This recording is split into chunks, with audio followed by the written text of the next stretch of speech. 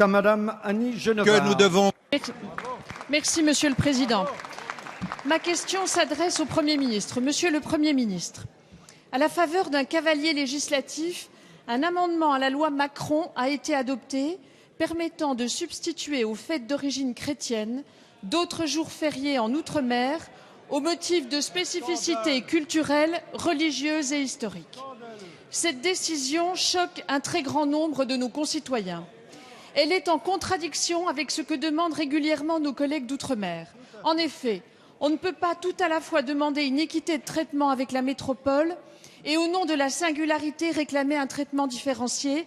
La République est une et indivisible. Et demain, qu'est-ce qui empêchera tel ou tel territoire de métropole, au nom d'une prévalence de religion ou d'histoire qui leur sont propres, de demander à leur tour leur jour férié? En bouleversant un temps collectif, façonné par les siècles et la tradition, les Français, qu'ils croient au ciel ou qu'ils n'y croient pas, comme le disait Aragon, les Français vivent comme une dépossession ces atteintes à ce qui compose leur calendrier, leurs fêtes, leurs rites, leur histoire et leur culture. De même, la contestation des marchés de Noël, de la crèche ou encore des noms donnés aux vacances scolaires est-elle très mal vécue et, loin d'apaiser, exacerbe les tensions. Notre pays sort des événements du 7 janvier extrêmement fragilisé. Tout gage donné au communautarisme, dans un contexte où notre pays, la France, a tant besoin d'unité nationale, ravage un peu plus ce qui fait notre identité commune. Monsieur le Premier ministre, que comptez-vous faire pour empêcher des initiatives de plus en plus nombreuses qui divisent les Français? La parole est à Monsieur le Premier ministre Manuel Valls.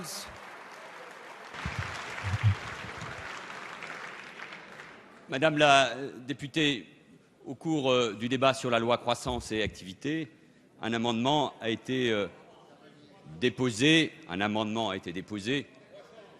par Madame Erika Bareigts, qui partait de ce qu'est aussi, ne l'oublions pas si on peut s'entendre sur ce sujet-là, de ce qu'est aussi la réalité du département, de la région, de l'île de la Réunion, où je voudrais dire, quand on regarde de près les choses, comme vous, je m'y suis rendu à plusieurs reprises, où il y a un modèle différent, bien sûr, de celui que l'on peut vivre en métropole, profondément français, mais qui, en même temps, a toujours laissé la place à très grande tolérance entre les différents cultes qui sont présents, et notamment, puisqu'il faut souligner les choses parfois de la manière la plus nette, concernant l'islam, et dont nous pourrions, dans les différents travaux qui ont été menés, je me rappelle de la mission qui avait été présidée par Jean-Louis Debré, dans lequel nous pourrions parfois nous inspirer, y compris dans la manière d'aborder ces questions. Mais, alors que le gouvernement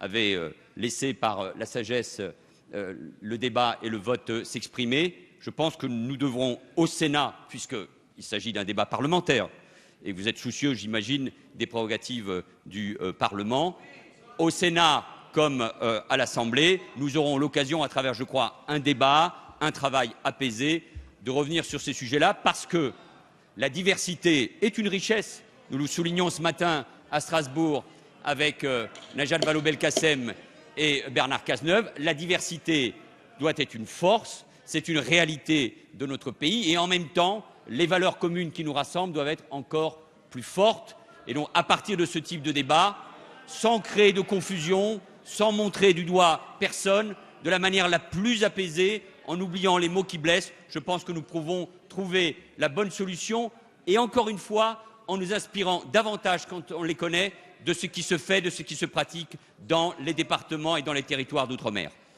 Merci.